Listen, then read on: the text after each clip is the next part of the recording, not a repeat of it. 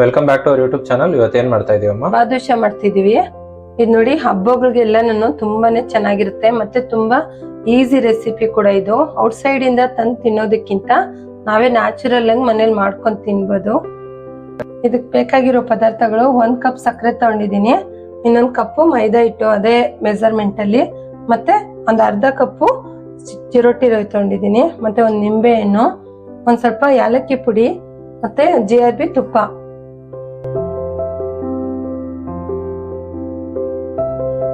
ಇವಾಗ ಇದನ್ನೆಲ್ಲ ಮಿಕ್ಸ್ ಮಾಡ್ಕೊಳ್ಳೋಣ.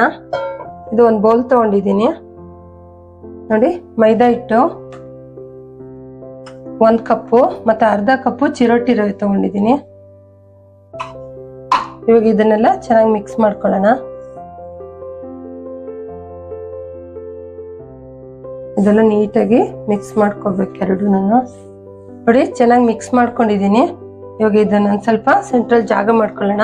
ತುಪ್ಪ ಕಾಯಿಸ್ಕೊಂಡ್ ಬರ್ತೀನಿ ಈಗ ನೋಡಿ. ತುಪ್ಪ ಕಾಯಿಸಿ ಇಟ್ಕೊಂಡಿದೀನಿ. ಈಗ ಇದಕ್ಕೆ ಹಾಕೊಳ್ಳೋಣ.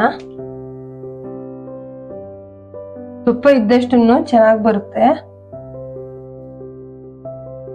ಇದನ್ನೆಲ್ಲ ನೀಟಾಗಿ ಕಲ್ಸ್ಕೊಳ್ಳೋಣ. ಮತ್ತೆ ಇದಕ್ಕೆ ಸ್ವಲ್ಪನೇ ನೀರ್ ಹಾಕೊಂಡು ಕಲ್ಸ್ಕೋಬೇಕು.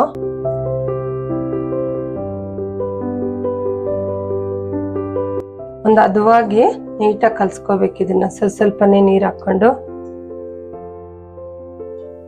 ನೋಡಿ ನೀಟಾಗಿ ಕಲ್ಸ್ಕೊಳ್ಳೋಣ. ಇದನ್ನೆಲ್ಲ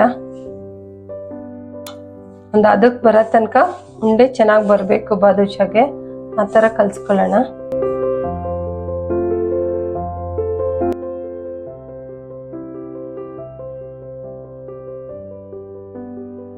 ನೋಡಿ ಇಷ್ಟು ಹದ ಬರೋ ತನಕ ನೀಟಾಗಿ ಕಲ್ಸ್ಕೋಬೇಕು ನೋಡಿ. ಒಂದ್ ಸ್ವಲ್ಪನೂ ಕೈಗೆ ಮತ್ತೆ ಪಾತ್ರೆಗೆ ಸ್ವಲ್ಪನೂ ಅಂಟ್ತಾ ಇಲ್ಲ ನೋಡಿ. ಈ ತರ ಕಲ್ಸ್ಕೋಬೇಕು. ಇದು ಚೆನ್ನಾಗಿ ಸ್ವಲ್ಪ ಮೆತ್ಕೊಳ್ಳೋಣ. ಇದೊಂದು 10 ನಿಮಿಷ ನೆನೆಯಕ್ ಬಿಡೋಣ. ಇದು ಸಕ್ಕರೆ ಪಾಕ ತಕೊಬಿಡೋಣ ನೋಡಿ. ಸ್ಟವ್ ಹಚ್ಕೊಂಡು ಒಂದು ಪಾನ್ ಇಟ್ಕೊಳ್ಳೋಣ. ಸಕ್ಕರೆ ತಗೊಂಡಿದ್ನಲ್ಲ ಅದೇ ಬೌಲಲ್ಲಿನೇ 1 ಬೌಲು ನಾನು ನೀರ್ ತಗೊಳ್ತಾ ಇದ್ದೀನಿ. ಮತ್ತೆ ಈ ಸಕ್ಕರೆನನ್ನು ಇದಕ್ಕೆ ಹಾಕೊಂಡು ಒಂದೇಳೆ ಪಾಕ ಬರೋ ತನಕ ನಾನು ಸ್ವಲ್ಪ ತಿರ್ಸ್ಕೊಡ್ತಾ ಇರೋಣ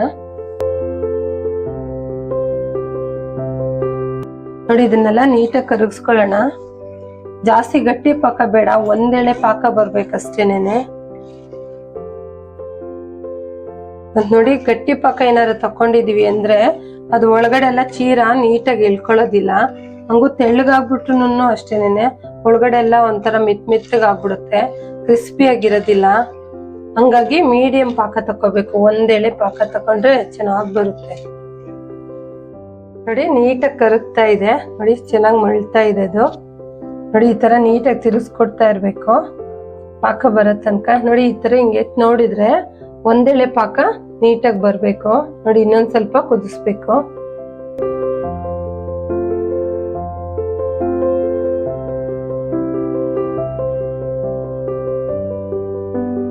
ನೋಡಿ ಸ್ವಲ್ಪ ಯಾಲಕ್ಕಿ ಪುಡಿ ಮಾಡಿ ಇಟ್ಕೊಂಡಿದೀನಿ, ಇದನ್ನ ಹಾಕೊಳ್ಳೋಣ. ಮತ್ತೆ ನೋಡಿ ಇದಕ್ಕೆ ಕಲರ್ಸ್ ಎಲ್ಲ ಏನು ಹಾಕ್ತಾ ಇಲ್ಲ, ನಾನು ಹಿಂಗೆ ನ್ಯಾಚುರಲ್ ಆಗಿ ಮಾಡ್ತಾ ಇದ್ದೀನಿ. ತುಂಬಾ ಜನ ಅದು ಕಲರ್ಫುಲ್ ಆಗಿ ಕಾಣಿಸ್ಲಿ ಅಂತ ಕಲರ್ಸ್ ಎಲ್ಲ ಹಾಕ್ತಾರೆ, ಅದ್ರಲ್ಲೆಲ್ಲ ತುಂಬಾ ಕೆಮಿಕಲ್ಸ್ ಎಲ್ಲ ಇರುತ್ತೆ. ಈ ತರ ಹಂಗೆ ನ್ಯಾಚುರಲ್ ಆಗಿ ಮಾಡ್ಬೇಕು. ಈಗ ನೋಡೋಣ ಪಾಕ ಬಂದಿದ್ಯಾ ಅಂತ ನೋಡಿ. ಈ ತರ ಒಂದೇಳೆ ಪಾಕ ಬರ್ಬೇಕು.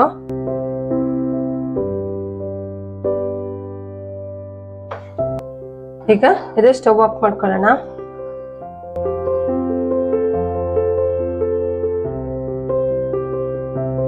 ಒಂದ್ ಸ್ವಲ್ಪ ನಿಂಬೆ ಹಣ್ಣು ಹಾಕೊಳ್ಳೋಣ. ಇದು ನಿಂಬೆ ಹಣ್ಣು ಹಾಕೋದ್ರಿಂದ ಸಕ್ಕರೆ ಪಾಕ ಆಯ್ತಾರೆ ನೋಡಿ. ಆರದ್ಮೇಲೆ ಇಲ್ಲೆಲ್ಲ ಗಟ್ಟಿ ಆಗ್ಬಿಡುತ್ತಲ್ಲ, ಮತ್ತೆ ಬಾದುಷಾ ಮೇಲೆ ಗಟ್ಟಿಯಾಗಿ ಕುತ್ಕೊಳ್ಳಲ್ಲ ಸಕ್ಕರೆ ಪಾಕ. ನಿಂಬೆಹಣ್ಣು ಹಾಕೋದ್ರಿಂದ ಮತ್ತೆ ಶೈನಿಂಗ್ ಬರುತ್ತೆ, ಹಂಗಾಗಿ ನಿಂಬೆಹಣ್ಣು ಹಾಕೊಳ್ಳೋಣ ನೋಡಿ. ಪಾಕ ಹೆಂಗಿರುತ್ತೋ ಹಂಗೆ ಇರುತ್ತೆ. ನಿಂಬೆಹಣ್ಣು ಹಾಕಿಲ್ಲ ಅಂದ್ರೆ ಫುಲ್ಲು ಗಟ್ಟಿ ಆಗ್ಬಿಡುತ್ತೆ ನೋಡಿ. ಜಾಸ್ತಿ ಏನು ಹಾಕೋದ್ ಬೇಡ, ಒಂದು ಅರ್ಧ ನಿಂಬೆಹಣ್ಣು ಹಾಕೊಳ್ಳೋಣ ಸಾಕು. ನಾನು ಚಿಕ್ಕ ನಿಂಬೆಹಣ್ಣು ತಗೊಂಡಿದ್ದೀನಿ. ಇದನ್ನೆಲ್ಲ ನೀಟಾಗಿ ಮಿಕ್ಸ್ ಮಾಡಿ ಸ್ವಲ್ಪ ತಾರಾಕ್ ಬಿಟ್ಬಿಡೋಣ. ಅಷ್ಟೊತ್ತಿಗೆ ಬಾದುಷಾ ಉಂಡೆ ಮಾಡ್ಕೊಂಡು ಬೇಯಿಸ್ಕೊಳ್ಳೋಣ. ನೋಡಿ ಇದನ್ನ ಕಲಸಿ ಬಿಟ್ಟಿದ್ವಲ್ಲ, ಒಂದ್ 10 ನಿಮಿಷ ಚೆನ್ನಾಗಿ ನೆಂದಿದೆ. ಈಗ ಇದನ್ನ ಉಂಡೆ ಮಾಡ್ಕೊಳ್ಳೋಣ. ಈಗ ನೋಡಿ ಇದನ್ನೆಲ್ಲ ಚೆನ್ನಾಗಿ ಇನ್ನೊಂದ್ಸರಿ ಈ ತರ ಮಿದ್ಕೊಳ್ಳೋಣ. ಈಗ ಚೆನ್ನಾಗಿ ನಾರ್ ಬರ್ಬೇಕು, ಹಂಗಾಗಿ ಚೆನ್ನಾಗಿ ಬರುತ್ತೆ ಉಂಡೆಗೆ.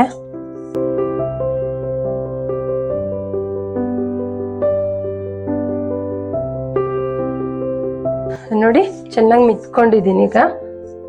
ಈಗ ಚಿಕ್ಕ ಚಿಕ್ಕ ಉಂಡೆಗಳನ್ನ ಮಾಡ್ಕೊಳ್ಳೋಣ. ನೋಡಿ ಇಷ್ಟಿಷ್ಟಪ್ಪ ಉಂಡೆ ಮಾಡ್ಕೊಂಡು ಇದನ್ನೆಲ್ಲ ಚೆನ್ನಾಗಿ ಮಿದ್ಕೊಳ್ಳೋಣ. ಹಿಂಗೆ ಈ ತರ ಹಿಂಗ್ ಕೈಯಲ್ಲಿ ಈ ತರ ಪ್ರೆಸ್ ಮಾಡಿ ಈ ತರ ಉಂಡೆ ಮಾಡ್ಕೋಬೇಕು. ಹಂಗಾದ್ರೆ ನೀಟಾಗಿ ಬರುತ್ತೆ ಅದು.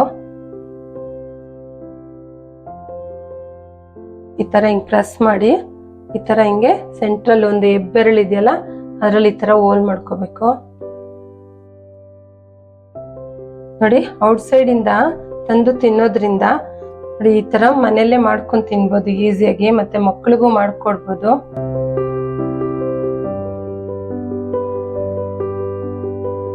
ನೋಡಿ ಇದನ್ನ ನ್ಯಾಚುರಲ್ ಆಗಿ ಮಾಡ್ತಿದ್ದೀನಿ, ನಾನು ಯಾವ ಫುಡ್ ಕಲರು ಹಾಕ್ತಾ ಇಲ್ಲ.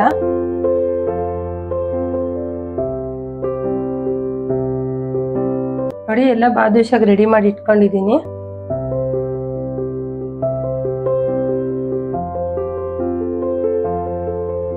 ನೋಡಿ ಎಣ್ಣೆ ಕಾಯಕ್ಕೆ ಇಟ್ಕೊಂಡಿದ್ದೆ ನಾನು. ಅದೇ ಉರಿ ಜಾಸ್ತಿ ಇಟ್ಕೊಂಡು ಮತ್ತೆ ಜಾಸ್ತಿ ಎಣ್ಣೆ ಕಾಯಿಸ್ಕೋಬೇಡಿ, ಲೈಟ್ ಆಗಿ ಎಣ್ಣೆ ಕಾಯ್ದಿರ್ಬೇಕು. ಈಗ ನೋಡಿ ಬಾದುಷಿನ ಒಂದೊಂದೇ ಹಾಕೊಳ್ಳೋಣ. ನೋಡಿ ಹಾಕಿದಾಗ ಈ ತರ ಹೋಗಿ ತಳ್ಳದಲ್ಲಿ ಕುತ್ಕೋಬೇಕು, ಅವಾಗಾದ್ರೆ ನೀಟಾಗಿ ಒಳಗಡೆ ಎಲ್ಲ ಚೆನ್ನಾಗಿ ಬೇಯುತ್ತೆ ಇದು.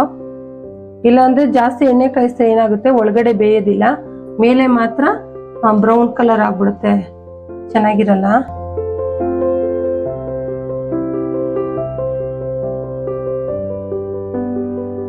ನೋಡಿ ಮೀಡಿಯಂ ಫ್ಲೇಮ್ ಇಟ್ಕೊಂಡೇನೆ ಈ ತರನೇ ಬೇಯಿಸ್ಕೋಬೇಕು ನಿಧಾನಕ್ಕೆ.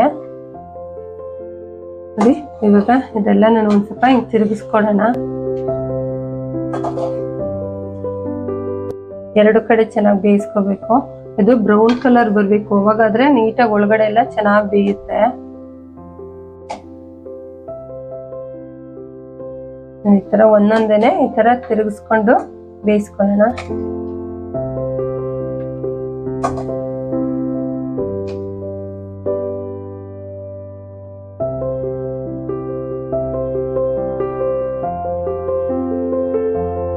ನೋಡಿ ಈ ತರ ಬ್ರೌನ್ ಕಲರ್ ಬರ್ತಾ ಇದೆ. ನೋಡಿ ಇಷ್ಟು ಚೆನ್ನಾಗಿ ಈ ತರನೇ ನಿಧಾನಕ್ಕೆ ಬೇಯಿಸ್ಕೋಬೇಕು. ನೋಡಿ ಇಷ್ಟು ಬ್ರೌನ್ ಕಲರ್ ಅಲ್ಲಿ ಬೆಂದಿದೆ, ಸಾಕು ಇಷ್ಟು ಬೆಂದಿದ್ದು. ಈಗ ಇದನ್ನ ಒಂದ್ ಪ್ಲೇಟ್ಗೆ ಎತ್ತಾಕೊಳ್ಳೋಣ. ನೋಡಿ ಇದೆಲ್ಲ ಒಳಗಡೆ ಎಲ್ಲ ಚೆನ್ನಾಗಿ ಬೆಂದಿದೆ. ಈಗ ಮೀಡಿಯಂ ಫ್ಲೇಮ್ ಇಟ್ಕೊಂಡೇ ಬೇಯಿಸ್ಕೋಬೇಕು, ಜಾಸ್ತಿ ಉರಿ ಇಟ್ಕೋಬೇಡಿ.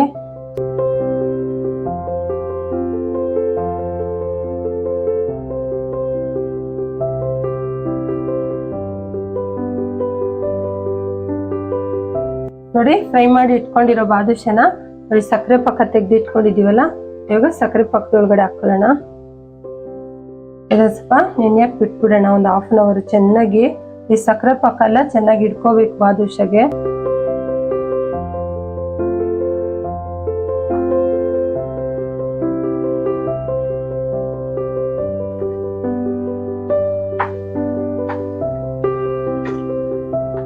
ನೋಡಿ ಇದ್ರೊಳಗಡೆ ಎಲ್ಲ ಪಾಕ ಎಲ್ಲ ಚೆನ್ನಾಗಿ ಇಟ್ಕೊಳ್ಳುತ್ತೆ. ಈ ತರ ನೋಡಿ ನೆನ್ಸ್ ಬಿಟ್ಬಿಟ್ಟು ಒಂದು ಪ್ಲೇಟ್ ಮುಚ್ಚೋಣ.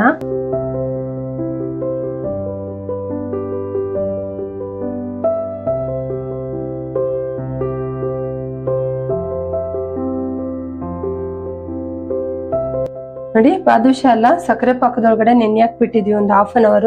ನೋಡಿ ಚೆನ್ನಾಗಿ ನೆಂದಿದೆ, ಮತ್ತೆ ಸಕ್ಕರೆ ಪಾಕ ಎಲ್ಲ ಚೆನ್ನಾಗಿ ಇಳ್ಕೊಂಡಿದೆ.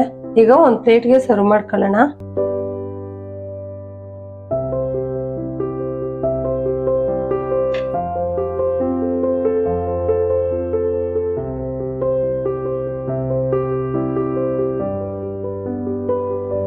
ನೋಡಿ ಟೇಸ್ಟಿ ಆಗಿರೋ ಬಾದುಷಾ ರೆಡಿ ಆಗಿದೆ.